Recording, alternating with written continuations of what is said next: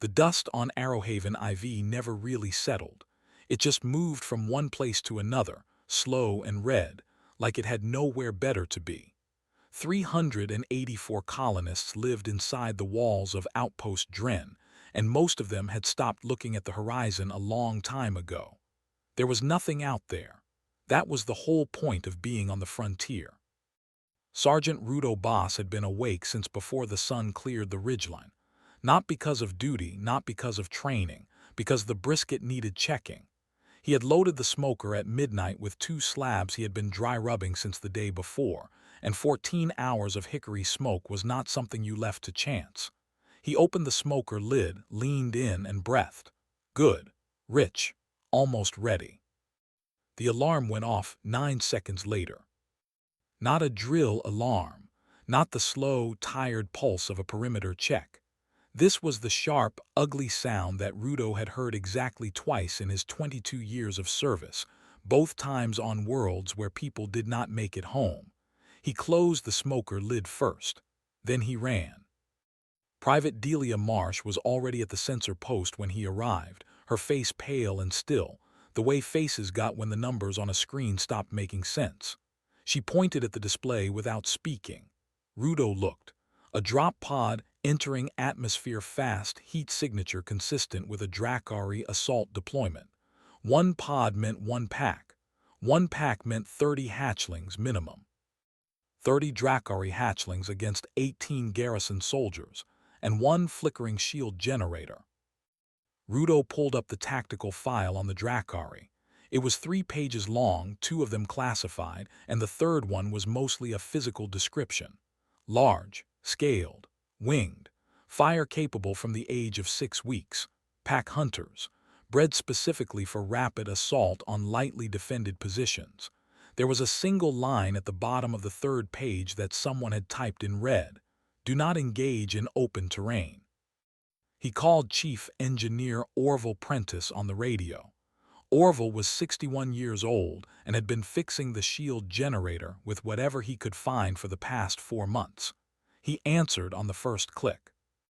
"I know," Orville said. "I'm looking at the same sensors.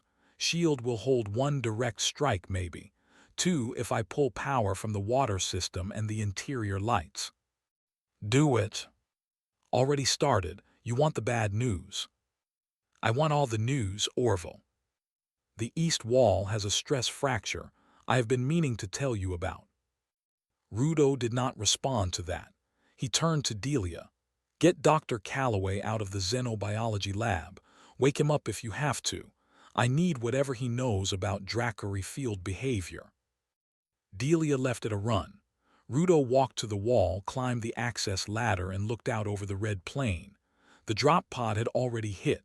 He could see the smoke column from the impact, maybe 4 kilometers out, thin and dark against the morning sky. And below it, at the base of the smoke, something was moving. A lot of somethings. They were lower to the ground than he expected. Fast. They moved the way water moved downhill, without hesitation, like the terrain did not exist. Even at 4 kilometers, he could see the wingspread on the lead one. It was enormous. He counted. Stopped counting at 22 because his radio crackled. "Sergeant," it was Dileia, slightly out of breath. "Dr. Calloway says Drakari hatchlings respond primarily to movement and heat signature. He also says our wall will read as a heat source. He also says, and I am quoting directly here, that we have no realistic options."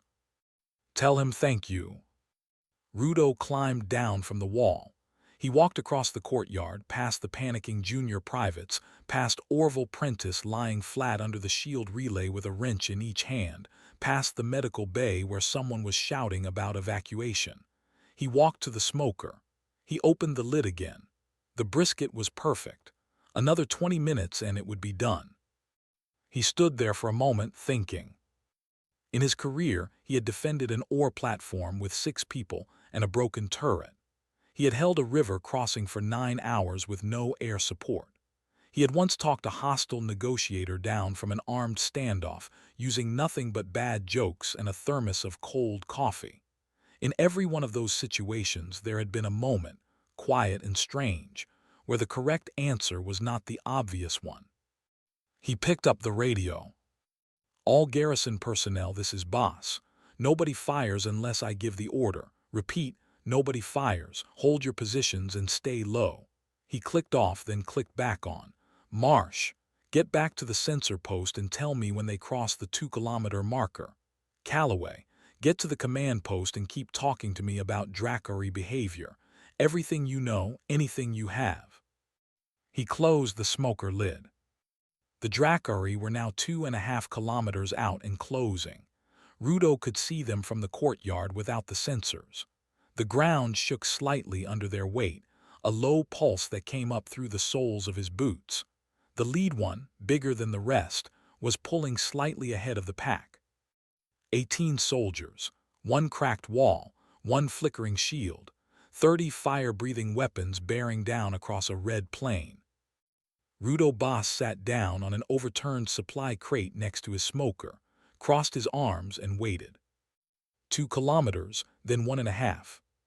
The smoke from the hickory wood drifted south, slow and fat in the still morning air, out over the wall and across the plain.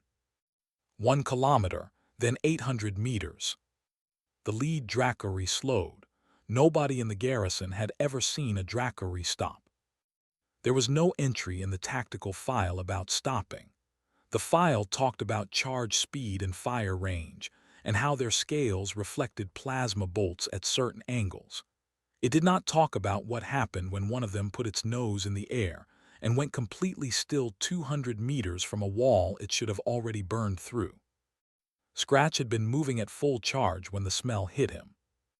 He did not have a word for what it was. Dracari did not name things they had not been trained to name, and nothing in his conditioning had ever included this. It came from beyond the wall, heavy and warm, layered in a way that made his chest tight. Fat, smoke, something deep and dark and cooked low over a long time. It was not prey. It was not fire. It was something else entirely, something that reached past the battle instinct and touched something much older underneath. His feet stopped. He had not decided to stop. They simply stopped. Behind him, the 2 youngest in his pack, Fang and Soot, ran into the back of his legs. Fang looked up, already snarling, ready to push past. Then the smell reached him too. His snarl died halfway out. Soot lifted her head and her jaw dropped open a little, not in aggression, just in the pure animal need to let more of the air in. The rest of the pack slowed behind them. Scratch stood there and breathed. Every part of his training said forward. Burn the wall, scatter the targets, complete the objective. The handler's last transmission had been clear. Total destruction, no survivors, no delay. He had run this kind of assault 4 times before and it had never taken more than 8 minutes. He took 1 step forward. The smell got stronger. He stopped again. Inside the wall, Dileia Marsh was watching the sensor feed and saying nothing because there was nothing useful to say. The 30 heat signatures had gone from fast-moving to stationary in under 6 seconds. Dr. Calloway was beside her, his reading glasses pushed up on his forehead, his mouth slightly open. "They stopped," Dileia said. "I see that," said Calloway. "Why did they stop?" Calloway did not answer immediately. He was pulling up something on his tablet, scrolling fast, reading lines of text that nobody had looked at in what appeared to be several years. His face went through several expressions. Then he said, very quietly, "The feeding instinct in juvenile Dracari is older than the combat conditioning. If something triggers it strongly enough during an active charge." He trailed off. "If it triggers," Dileia said, "then what?" "Then theoretically the feeding response takes over, briefly. The combat drive reasserts, usually within a few minutes, but there is a window." He looked up. "What is that smell?" Dileia looked at him. Then she looked at the sensor post. Then she looked at the smoker sitting in the middle of the courtyard, lid closed, smoke rising from the vent in a slow, lazy column that was drifting south over the wall and out across the plain, directly toward 30 stationary Dracari. She picked up the radio. "Sergeant Boss, the hatchlings have stopped. I think it's the smoker." There was a pause on the other end. Then Rudo's voice came back, flat and careful. "Say that again." "The barbecue smoke. It's drifting out over the wall. Dr. Calloway thinks it triggered their feeding instinct. They're just standing there." Another pause. "How long does the window last?" Rudo asked. Delia looked at Calloway. Calloway held up both hands and made a face that meant he had absolutely no idea. "Unknown," Delia said into the radio. "Right," said Rudo. "Nobody opened that smoker lid. Nobody changed the temperature. Whatever is happening out there, the fire stays exactly as it is." Outside the wall, Scratch was having the worst 4 minutes of his short life. The training said move. The smell said stay. Fang was packing in a tight circle behind him, making a low sound in his throat that was not quite a growl. Soot had sat down entirely, which was something Scratch had never seen her do during an assault. 3 of the older hatchlings near the back of the pack had started moving toward the wall again, slower now, heads low, still pulled forward by the mission. Scratch turned and hissed at them. They stopped. He did not know why he did that. He just did it. Inside the wall, Orville Prentice had abandoned the shield relay and was standing next to his smoker with his arms crossed, watching the sensor feed on a handheld screen. The temperature on the smoker was holding at 220 degrees. The hickory wood had another 3 hours in it. He had packed the box himself that morning, and he had packed it well. He looked at the south wall. He could not see through it, but he could feel, very faintly through his boot soles, the weight of 30 large creatures standing on the other side. "Huh," he said, to nobody in particular. Rudo appeared at his shoulder. Together they stood there and looked at the smoker. "Orville," Rudo said. "Yeah. I need you to cook everything we have." Orville turned his head slowly. "Everything. All of it. Whatever is in the cold store, whatever you've been saving, every last scrap of meat in this outpost goes in that smoker and stays there." Orville considered this for a moment. Then he nodded, the way a man nodded when a job was strange but still a job. "You want the ribs too." "Especially the ribs." Orville went to find his tongs. Nobody in the garrison had ever asked for a volunteer to walk toward 30 Dracari hatchlings. Rudo stood in front of his 18 soldiers and explained the plan plainly. They needed to hold the hatchlings in place, and holding them meant keeping the smell going. But smoke alone was going to thin. Wind could change. Sooner or later the combat conditioning would push back through and the charge would resume. The only way to extend the window was to give the hatchlings something real to focus on, something that confirmed what their instinct was already telling them. "Someone has to walk out there," he said. "Silence. I'm not asking for a fighter. I'm asking for whoever is least likely to look like a threat." More silence. Delia Marsh raised her hand.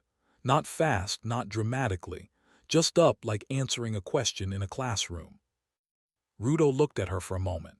She was 22. She was the youngest in the garrison by 4 years. She weighed about 60 kilograms and was holding a tray of sliced brisket that Orville had just cut. She looked, in that moment, less like a soldier and more like someone who had worked a food stall at a market, which was exactly what she had done every summer until she was 18. "You understand what you're walking out to," Rudo said. 30 dragon things distracted by your brisket," she said. "Yeah. If it stops working while you're out there." "I'll walk back calmly," she said, "or run, depending." Rudo nodded. He stepped aside and let her go to the gate. Dr. Calloway appeared at his elbow as the gate cracked open. "For the record," Calloway said, "I want it noted that this is not a method I would have recommended under normal xenological contact protocols." "Noted," said Rudo. "I am also going to say," Calloway continued, "that based on what I have just read about juvenile Dracari neurochemistry, the feeding response suppresses aggression almost completely for 8 to 12 minutes. She has a window." "Good." "The window closes faster if they perceive a threat posture. She should keep her shoulders down and avoid direct eye contact with the lead one. Rudo picked up the radio. "Marsh, shoulders down, don't look the big one in the eyes." A pause then, little late for that briefing, Sergeant. She was already outside. Scratch saw her the moment the gate opened. Every part of him locked onto her. She was small. She moved slowly. She was carrying something flat in both hands, and from it the smell came in a wave strong enough to make his chest tighten. He did not charge. He watched. She walked 30 meters from the wall, crouched slowly, and set the tray on the ground. Then she stood back up and stepped away. Fang moved first, which was typical. He pushed past Scratch's shoulder, head low, wings folded, and walked toward the tray. He sniffed it. His whole body shuddered once. He ate. Then Soot. Then 3 others from the middle of the pack. Then Scratch walked forward and lowered his head and ate a piece of brisket that a human being had slow-cooked for 14 hours over hickory wood, and it was the finest thing he had ever experienced in his short, weaponized life. Dileia Marsh stood 3 meters away and watched them eat. She kept her shoulders down. She did not look at Scratch directly. She spoke in a low and even voice, not because she thought they understood her, but because silence felt wrong. "You guys are going to be okay," she said. "I don't know if you know that yet, but you are." Scratch lifted his head and looked at her, not the way he looked at targets, something else. His head tilted to one side, slow and puzzled, like a question he did not know how to form. Inside the wall, Dr. Calloway was writing so fast his stylus was overheating. Orville Prentice was watching through a crack in the gate with his arms crossed and an expression of professional satisfaction on his face. Rudo stood at the wall sensor and watched 30 heat signatures cluster around one small human-sized one, standing still in the middle of them. He clicked the radio. "Calloway, how long before the feeding window closes?" "It already should have," Calloway said. "She's past 12 minutes. And yet, I think the window is staying open because she is still there. Active presence of a food-associated entity. Essentially, she has become the anchor. So as long as she stays out there, the instinct stays engaged, yes." Rudo looked at the smoker. He looked at the empty tray on the ground outside. He made a decision. "Orville, start slicing." Orville was already slicing. By the 3rd tray, something had changed, and it was not the smell. Dileia had noticed it around the time Scratch stopped watching the tray and started watching her hands. Not aggressively. Not the way a predator watched prey. More the way a very large, very dangerous animal watched something it was trying to figure out. His head would tilt. She would move just slightly, setting the tray down or stepping back, and his eyes would follow the motion with a kind of focused attention that had nothing to do with hunger. She tried something small. She crouched down and picked up a flat piece of gravel and set it on the edge of the tray. Scratch looked at the gravel, looked at her, looked at the gravel again. Fang immediately tried to eat the gravel. Soot stopped him. Dileia almost laughed. Inside the wall, Dr. Calloway had stopped writing and was now just watching the sensor feed with his chin in his hand. He had been working in xenobiology for 19 years, and he had spent most of that time studying species from behind sealed observation panels on research stations. He had never been this close to a live first contact event. He was not sure any human had been this close to a Dracari first contact event and still been alive to think about it. He went looking for Rudo. He found the sergeant at the cold store, watching Orville count the remaining meat supply. It was not a large number. "We have a problem," Calloway said. "We have several," said Rudo. "A new one." Calloway pulled up the file on his tablet, the partial Dracari behavioral study he had found buried in the xenobiology archive. He had been reading it in pieces since the alert, and the part he had just reached was the part that changed everything. Dracari hatchlings are not adults. They are juveniles.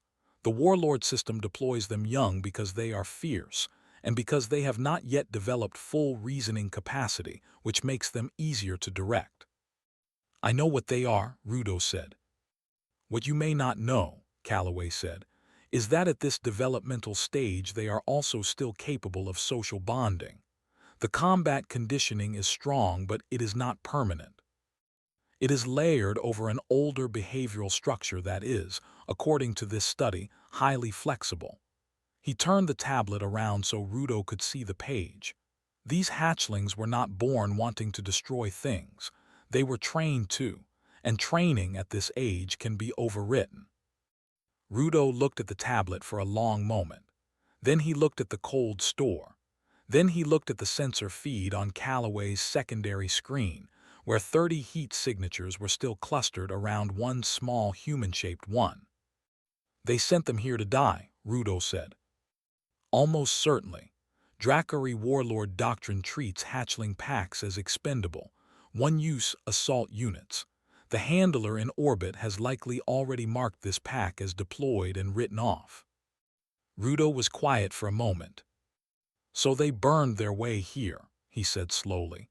And if they fail the mission, they cannot go back, and if they complete the mission, they get written off anyway. That would be my reading of it, yes.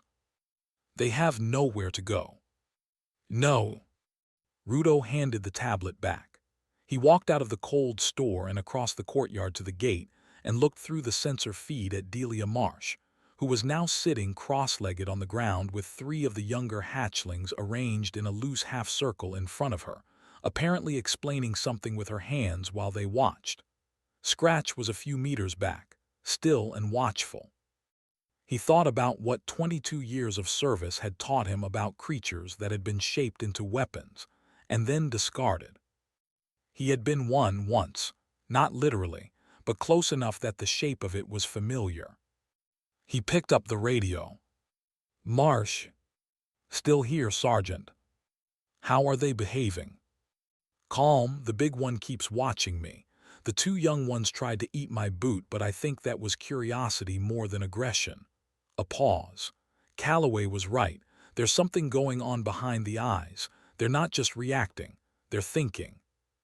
Can you tell how they're doing? Not behavior, how they actually are. A longer pause. Tired, she said. I think they're tired, Sergeant, like things that have been running a long time and just stopped. Rudo stood at the gate and did not say anything for a moment. Then he called Orville. What have we got left in terms of food? 2 racks of ribs, a shoulder piece, and whatever I can put together from the dry stores. If I stretch it, maybe 4 more hours of smoke. Make it 5. I can try. Try hard, Orville.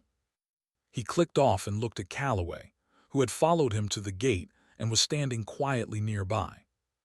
You said the conditioning can be overwritten, Rudo said, at this age. In theory, the study was never completed, but the neurological basis is solid. What overwrites it? Calloway thought about it. Repeated positive interaction with a non-threatening presence, consistent food association, time. He paused. Essentially the same things that socialize any young creature. Rudo looked at the sensor feed. Dileia had apparently taught the 2 young hatchlings to stack rocks, and they were doing it with enormous concentration and terrible technique. We don't have time, he said. No, said Calloway, but you might have enough. The smoker exhaled a long, slow cloud of hickory smoke into the still air, and it rolled south over the wall, and for now it held. The signal came from orbit at the 4th hour. It was not a communication. It was a targeting lock. Orville's sensor board lit up in 3 places at once, and he read the numbers and then read them again because the first time he thought he had made a mistake. He had not made a mistake. He picked up the radio. Sergeant, the handler is painting us. Orbital strike incoming, 2 signatures, impact in 18 minutes. There was a pause. 2 strikes, Rudo said. 2, back to back. The shield takes the first one. The second one comes in while the generator is still cycling. Another pause, shorter this time. What about the hatchlings? Are they in the strike zone? Orville looked at the targeting data. The strike coordinates were centered on the outpost, but the blast radius extended well beyond the wall. Delia Marsh and 30 Dracari were sitting in an open field 200 meters south of the wall. Yes, Orville said. Outside the wall, Delia had no radio. She had left it at the gate because its weight and its crackling made the hatchlings nervous. What she had was her eyes, and what her eyes saw, after 4 hours of sitting in a field and learning that Fang would eat anything and Soot was considerably smarter than she looked, was a faint shimmer high in the sky to the south. Not a cloud, something deliberate, something descending. She had grown up on a colony world. She knew what an orbital targeting trace looked like. She looked at Scratch. He was watching her with the same focused attention he had been giving her all morning. She pointed up, slowly, straight up at the shimmer in the sky.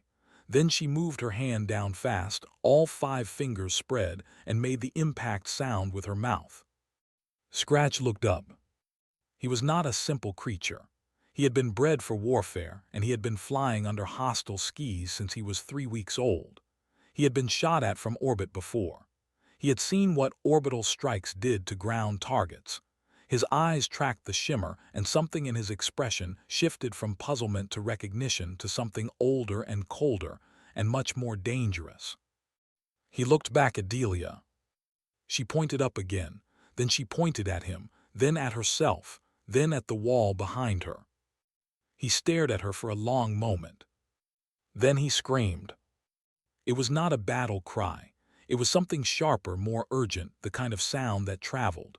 The whole pack responded in an instant, heads up, wings spreading, that electric charge running through 30 bodies at once. Fang and Soot were airborne before the sound finished. 3 others followed, then more. Delia walked backward to the gate, fast but not running, because running was a prey behavior and she had learned that much in 4 hours.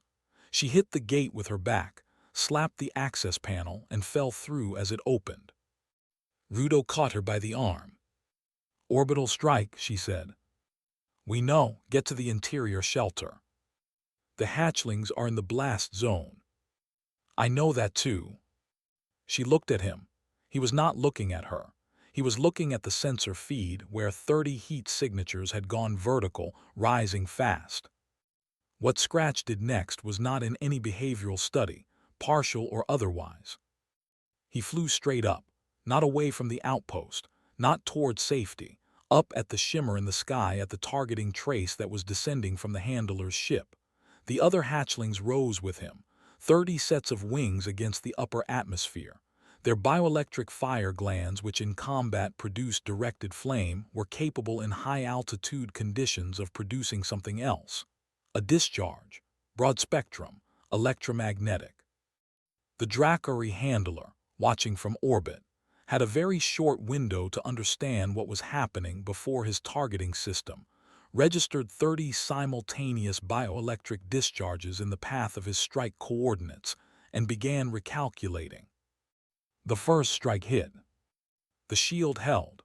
Orville had promised it would hold 1, and it did, though the east wall lost its top 2 meters, and the generator made a sound like it was genuinely reconsidering its life choices. The second strike came in 9 seconds later, and it missed. Not by a little. By 2 kilometers, skipping off the atmosphere and burning out over the northern desert.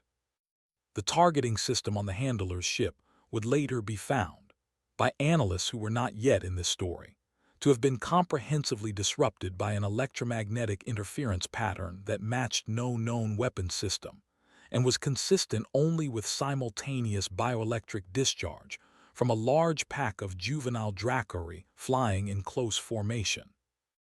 Inside the outpost, Orville Prentice sat on the floor next to his shield generator with his back against the wall and said nothing for a long time.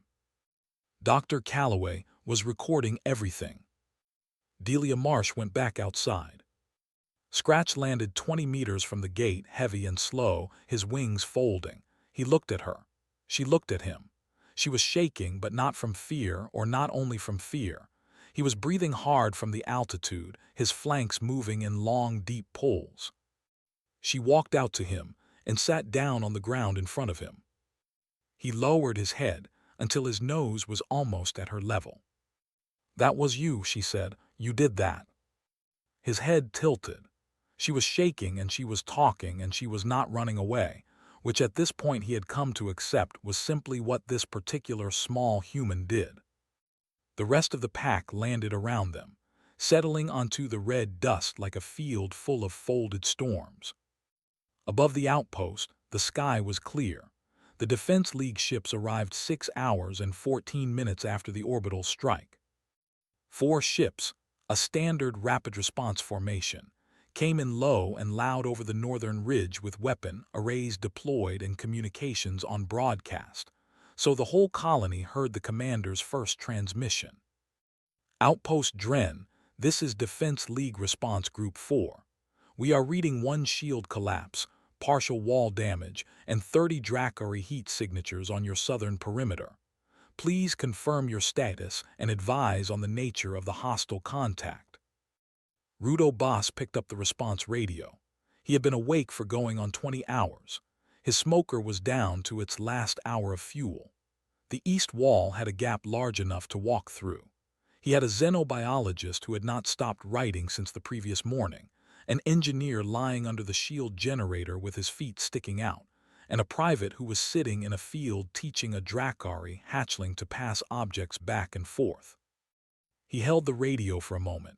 Then he said, "Response Group 4, this is Sergeant Rudo Boss, Outpost Dren. Status is stable. Hostile contact has been resolved. The 30 Dracari signatures on the southern perimeter are not currently hostile.